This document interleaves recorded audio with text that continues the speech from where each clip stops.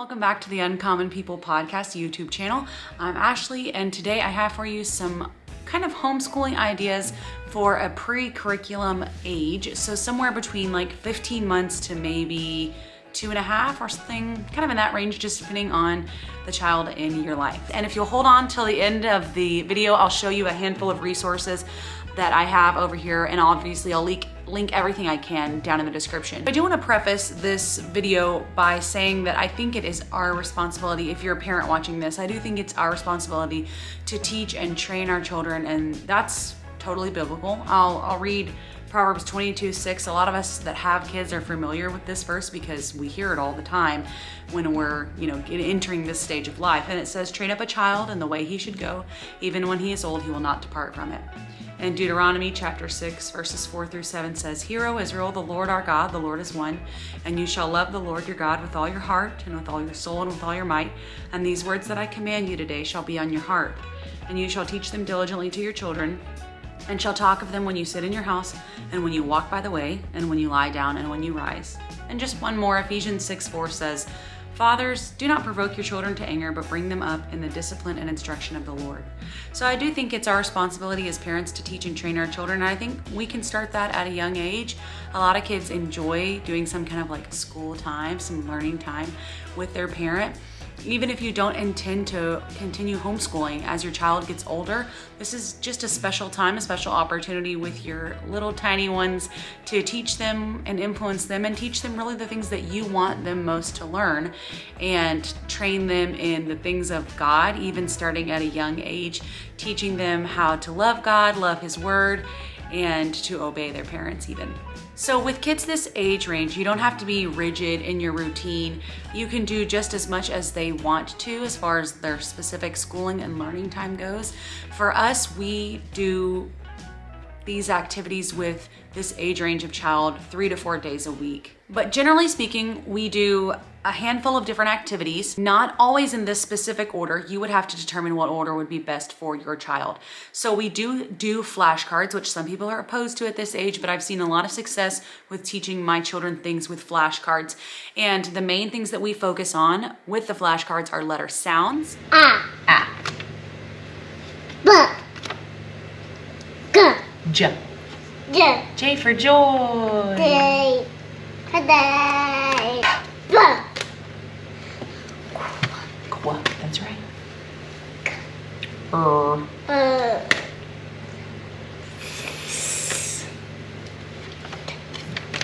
Sounds, letter names, numbers, and colors.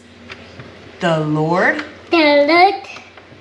My is that not one? That's right. Another thing I try to be sure to include is some kind of coloring activity that involves holding a pen or pencil, marker, something like that. Because I did notice I didn't do very much of this with Jack, and his want to for handwriting and things like that took a long time to develop, which could just be part of his personality. But Joy is much more into that, and we've encouraged her to do it more during her school time, and I think we're seeing an impact of that. So including something that is coloring or markers or writing, whatever kind of instrument they like to use to write, is a good thing to do. And one other thing that my kids, actually both of my kids, love is whenever I keep their creations. So I'll show you real quick. You can probably see behind me some creations that we have kept here from the last week. It just makes my kids proud whenever they can walk up to the wall and be like, "Look my picture, look my picture," Also, we do a lot of puzzles and matching activities. Again. Uh-oh, that's not right. Where's Thursday? Good job. Monday, Tuesday, Wednesday, Thursday, Friday, Saturday. And then You're doing it. Good job. Monday. Oh, goodness. We'll keep trying. I got it. Very good. Sunday. Sunday, that's right. Of course, books. We always try to read some books during the school time. Sometimes our life gets a little busy and I don't get to read with Joy as much as I do with Jack. With Jack, we did a ton of reading whenever he was in this age range. Kids in this age range also like music, and then audio books, little stories. There's actually a playlist on Spotify that I'll link below that reads shorter kids books, but it's audiobooks, and obviously there's nothing to see there. So I like to let that play while my kids are doing stuff like eating lunch or coloring or something like that. And it's simple stories like The Very Hungry Caterpillar and things that they're familiar with. But hearing another person read it in their voice and not being able to see the picture, I think does something, not being able to see a screen nor the book itself, kind of gets their brain working in a different way. And another thing we try to be sure to include during their school time at this age is a Bible time. And so I started doing a little kid devotion, which I'll link below, with Jack that we still do now. And whenever we started this, he had no idea, like he couldn't read at that age. He didn't really have any concept of what was going on, but I still felt it was a good habit for us to get into. So we do a little Bible devotion time and then a little Bible story, and we watch a video on YouTube that goes along with that. And a lot of times I'll use something by Share Faith, or I'll just Google, Moses crossing the Red Sea, and find an age-appropriate video for them to watch. So that's the very basic setup of what we kind of include during a homeschool time with kids in this age range. And of course, I'll say outside play almost trumps all of this for me. Not entirely, because there's a place for book learning basically, but getting your child outside in the sun, trying different things, whether it's, trampoline, whether it's taking a walk with you around the block, digging in the dirt, they learn so much whenever they get to be outdoors. So if you go to try some of these things and you don't succeed with your child, some of the tips I have is to try again. Try the exact same thing again. Don't change anything. You may have caught your child on a bad day. You may have caught yourself on a bad day, on a day where you weren't feeling very determined, or you were super excited and your kid was like, I don't want to do this.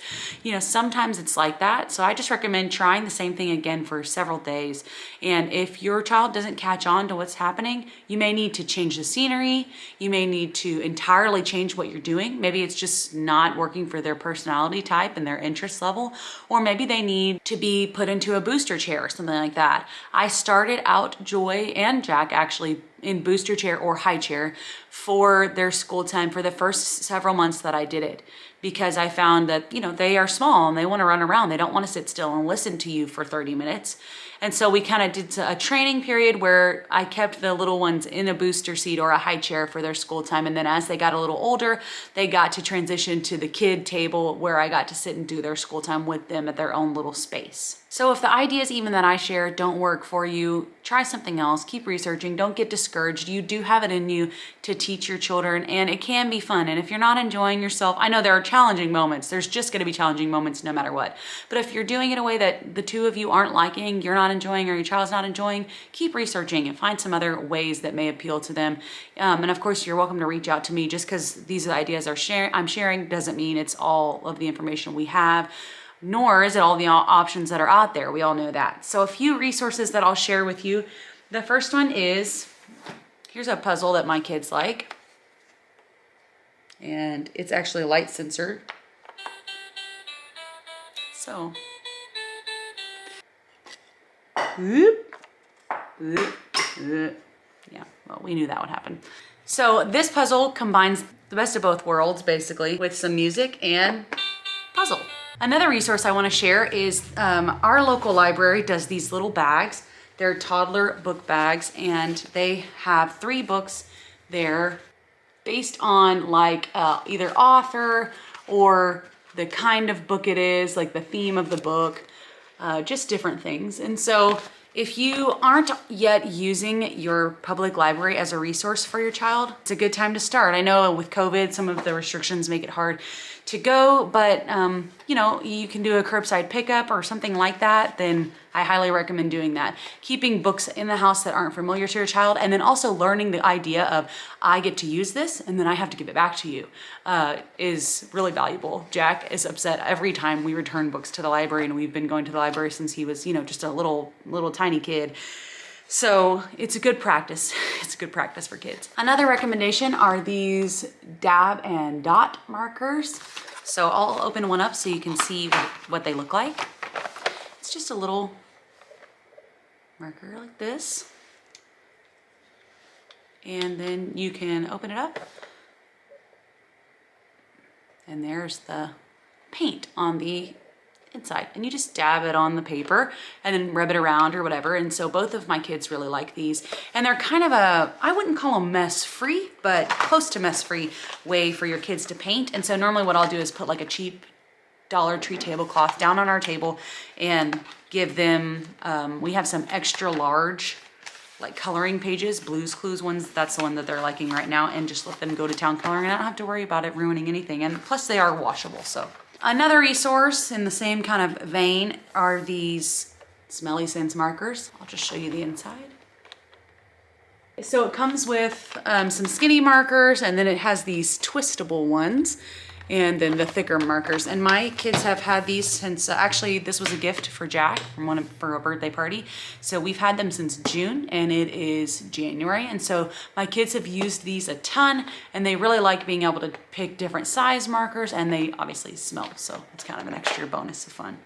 And the last resource I'll share today is this little, well, it's not little, it's this binder from Teachers Pay Teachers. And this is put out by JD. And she also has a YouTube channel. I'll link her below and this resource below. But it just comes with a ton of different, let me pull one out for you, a ton of different matching activities. It's just all kinds of stuff. You can look at it. I'll also link a video below of her giving a tour basically of the binder. But like, here's an example of one.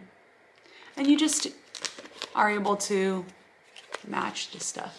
So of course you have to, this is just a printable. So you have to print it, and I have a little laminator that I use, and then bought the Velcro or Aplex dots and added them, you know, to each little page and put them in page protectors.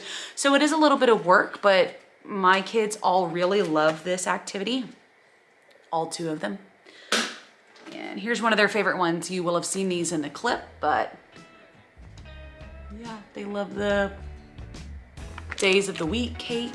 So there's tons of different little activities in there in this resource. I hope this video was helpful for you today. You can use some of this, if nothing else, as just inspiration for what you can do with a child in this age range. Of course, like and subscribe to this channel. Follow us on our Instagram and on our podcast, and we'll see you next time.